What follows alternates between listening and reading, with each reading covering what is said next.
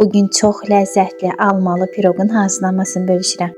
Əvvəlcə karameli hazırlamaqla işə başlayıram. Bunun üçün 1 stəkan şəkər tozunu yapışmaz tavaya əlavə edib vam odda əl vurmadan əridirəm.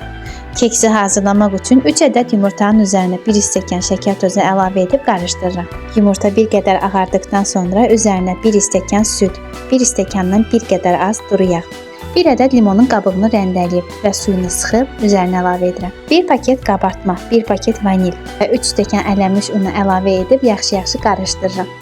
Mən vişnə də əlavə etdim, istəməyən əlavə etməyə bilər. Qarışdırıb xəmirimizi kənara qoyuruq və almanı dilimləməyə keçirik. Bişirəcəyimiz tavanın və yaxud da hər hansı bir qəlibin içinə yağlı kağız sərdikdən sonra almaları lay-lay düzürük və hazırladığım karameli almanın üzərinə gəzdirirəm. Xəmiri də karamelin üzərində tökdükdən sonra əvvəlcədən isitdiyim 180 dərəcəli sobada alt-üst rejimdə bişməyə göndərirəm. Və budur, artıq hazırdır.